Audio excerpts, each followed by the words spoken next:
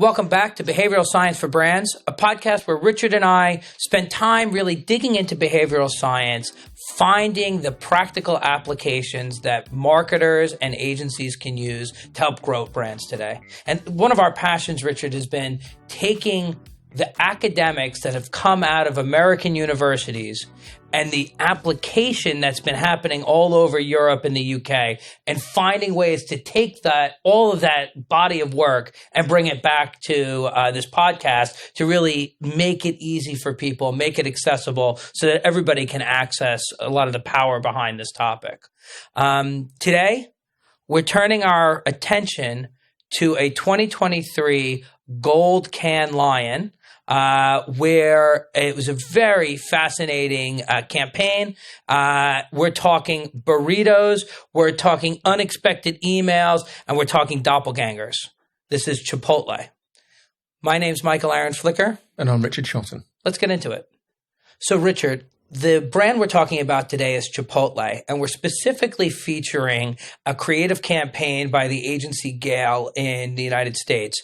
And they created a really interesting campaign called the Doppelganger campaign. I'll take a few minutes to just walk everybody through what the campaign was. In the show notes, we'll have links to the case study over at Gale, and then we can dive deep into some of the behavioral science that may be powering the success here. So, Richard, the campaign that Gale put together for Chipotle was super interesting because it was based on the data that they were collecting from orders.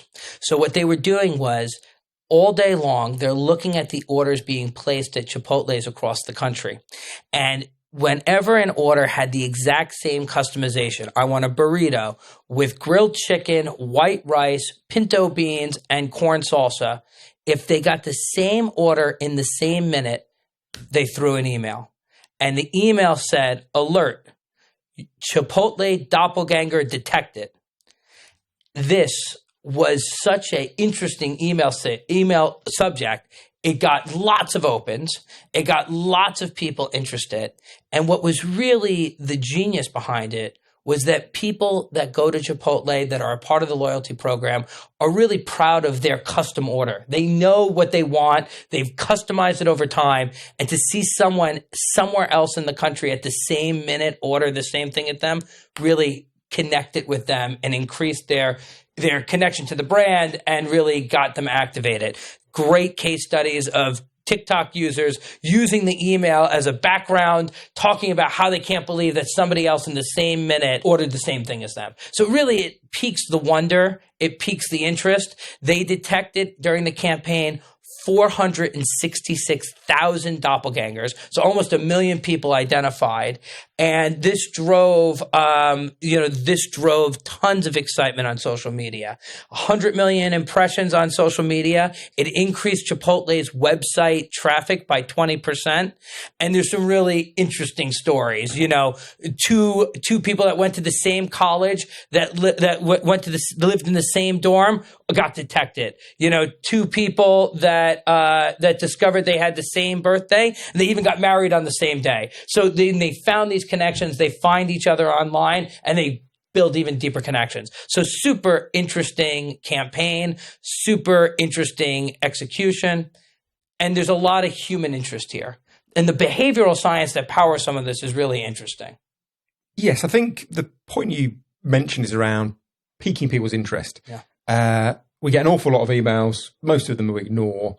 How do you capture someone's interest? And there is a specific study from Michael Santos, one of the Californian universities, back in 1994, which he actually calls the Pique Effect.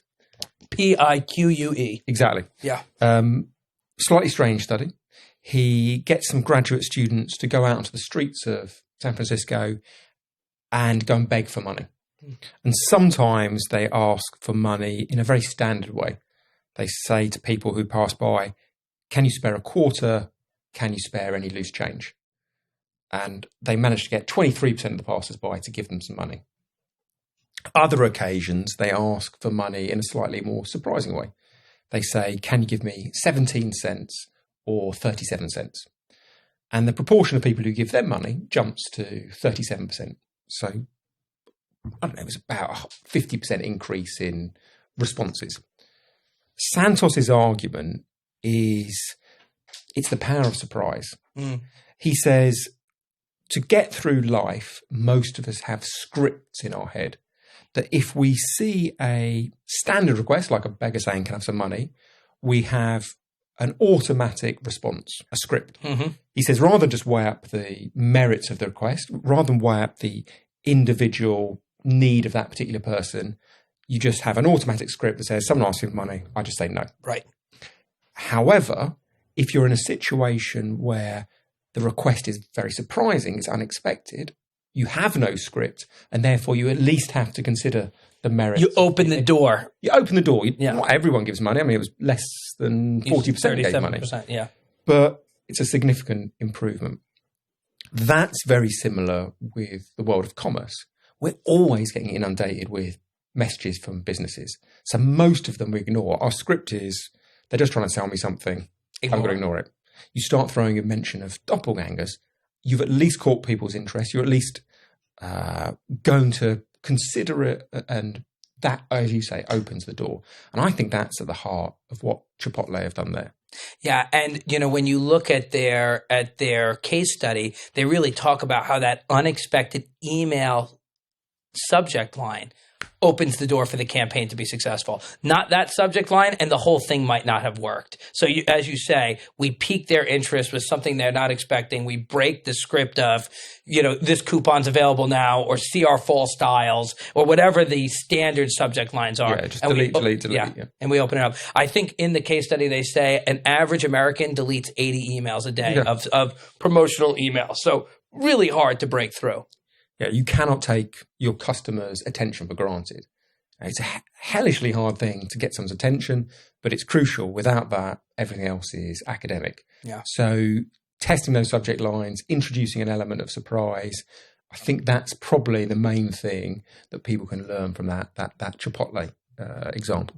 Yeah. So let's go to a break. And when we come back, we're going to continue to dig in here because there's some other interesting things going on. Behavioral Science for Brands is brought to you by Method One. Method One builds digital-first marketing systems that help brands grow. They are behavior change experts who solve business challenges by creating meaningful connections with consumers, with deep disciplines in many brand categories. Reach out to them if you'd like to be leveraging behavioral science in your marketing or advertising. Welcome back to Behavioral Science for Brands. Today, Richard and I are talking about Chipotle's Cannes Lion Gold campaign called the Doppelganger. And, Richard, we were talking before the break about the Pique, the Pique, where you pique an interest and you can really break through email clutter, social media clutter with something unexpected. But there's got to be more than just breaking through. And to this campaign, just an unexpected subject line is not really enough to drive the impact that they had for Chipotle. And we were talking about it before we started this episode. And the other really interesting thing they've done here is they've made a connection with what people are most interested in, which is themselves, right? They taught you something not just about the brand or someone else, but they reveal something about you. Yeah, they're telling you about someone else out there in the world, but crucially, someone who has a, albeit very trivial, link with you. Now, that does tap into some really interesting experiments. So we've talked about this one before in another episode, but we were very, very cursory in discussing about it. So it's a 2005 study, and it's by Levine, who's at Lancaster University. And it's a little bit British, because it's all about soccer. No problem. So they recruit a group of Man United fans. Yes. This is arguably the most successful British football team. And they essentially lie to those fans, a little bit of subterfuge.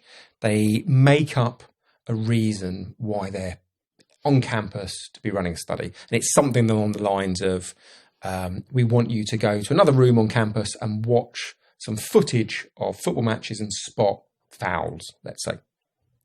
But really what the psychologists are interested in is what happens as the participants are walking from the briefing to the hall where they're going to watch the videos. Because as they walk on that journey, there is a colleague of the psychologists who runs past them and falls over.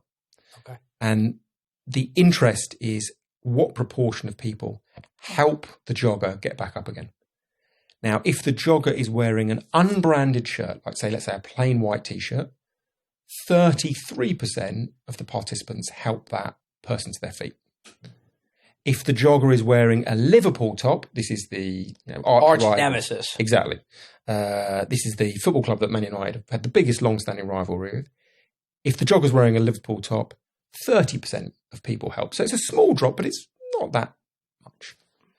But then the interesting finding for us, and I think that relates to this Chipotle study, is if the jogger is wearing a Man United top, the same club as them, then 92% of people stop and help them. So it's this idea that we have an affinity for people who share some type of characteristic with ourselves. And what's interesting in this study is that characteristic isn't fixed. So in other variants of the study, where in the preamble to the falling jogger, people are emphasised, well, you're all football fans together. It's not just about Man United, you're all football fans. Suddenly, people are helping the Liverpool fans who fall over much more. So we can change, I think, the elements that we see in other people to adopt and adapt how much people come to others' aid. That study at first look, I know it does sound a little bit different to the world of commerce, but if you think about what brilliant salespeople do, I think they're applying this insight. What they very quickly do when they meet a new prospect is they try and find elements of overlapping interest. Yes. So all of us have hundreds of different aspects. We might be interested in soccer. We might be from Essex. We might like photography. There are lots of different aspects to us. The job of the salesperson is to find, well, what is it with the prospect that genuinely overlaps with my interest or background? And if you can create that sense of affinity, however trivial, you can often unlock people's interest and warmth and boost your likability and ultimately what you sell. And I think the brilliance of the Chipotle campaign was that the act of ordering at Chipotle is a customization act. For those that have been in a Chipotle, they were the first quick service restaurant in America to have you choose what you wanted as you go down the line. So you choose the protein, you choose the extra items, you choose the wrap or the bowl. And so the act of being a Chipotle customer is the act of customization. And that's what the Doppelganger campaign connects you on, how you customized. In so many of our episodes, we've talked about that loose connection can be really loose, whether we have an example of people who leave towels on the floor in a hotel, and even just saying people who stayed in the same room increases the chances that that they'll reuse their towels. Is that right? Yeah, absolutely. I think, I don't know this study that well, so apologies if I get the specifics wrong, but I think he was called Henri Tajfel, might have got that pronunciation wrong, where he shows how trivial the links between people can be.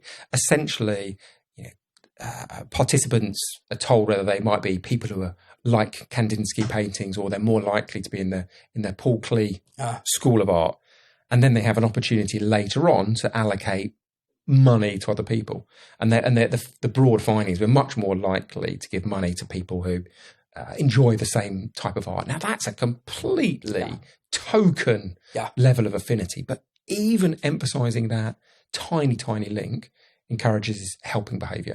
I think as marketers, if we understand human nature is to be drawn towards tribes, it's our opportunity to make the tribes how we design them to best meet the brand's needs, the nonprofit's needs, whoever we're helping support, to draw that tribe in such a way that we can help enlarge the circle of people that all see each other the same way and do better for her. That's, I think, the interesting outtake of the Levine study, that you can either define yourself as a parochial club fan or a Manchester United fan. Yeah. So you're absolutely right. You can expand and contract these in and out groups. Yeah. And I think it's the malleability that's interesting. Yeah. And I think ultimately our job is to connect with buyers and consumers in a way that make them more likely to want to do the behavior that we want done. And we can do that through tapping into this innate want to see others like like we see ourselves. It's really just revealing a part of human nature that we can use to help get the actions that we need. So, Richard, as we like to do at the end of every episode, we like to sum up the big takeaways for our listeners at home. Yeah, I think with this one we might have two big takeaways. Yeah, sure. The first is you cannot take people's attention for granted. And I think too many advertisers do. They think everyone is paying attention to the ad and therefore try and sell straight away. What the Chipotle example shows and what the Santos experiment to the Pique Effect suggests is you can grab someone's attention by being surprising. Think about confounding people's expectations. They're more likely to pay attention. But that only opens the opportunity to persuade. It doesn't actually persuade people. And the follow-up part from Chipotle, which is so interesting, is this insight that the topic that everyone is most interested in the world is themselves. And if you can try and build some of these affinities, I think there's a really interesting opportunity ahead. And the weakest of links can still be seen as a tribe that will build affinity. Yeah. And what's interesting here is the Chipotle is an example that you've taken through. It's a lovely example of creativity, but it's also a very, very specific study. So people might think, well, how can I apply that? But the principle can be applied to, I think, any sales interaction. Look for the affinity with your audience. Find something you genuinely share together. Maybe you grew up in the same town. Maybe you went to the same university. Maybe you support the same football team. Find something that links the two of you and then emphasize that. And that other person is more likely to want to help you. Yeah, absolutely. So, Richard, as we come to the end of every episode, we always like to end with a little levity, a little that reveals about us and hopefully gets everybody at home thinking. Your favorite order at Chipotle? Okay, yeah. So definitely spicy. Yeah. Probably chicken, trying to be a bit healthier, and get rid of the wrap. Was it? I think they call it a naked bowl. Yes. So anything that's spicy, no wrap, and chicken. Some kind of variant on that. I love it. I love it. My build would be also a bowl, also chicken. I like the black beans and the brown rice. I think to me that's what makes the bowl really great. Nice. Yeah. We're fans of Chipotle. Yeah. We're also fans of behavioral science that motivates people. Until next time, if there's things of interest in today's episode you'd like to learn more about, reach out to us at the Consumer Behavior Lab. Leave a comment, leave a review. And until next time, I'm Michael Aaron Flicker. And I'm Richard Shelton.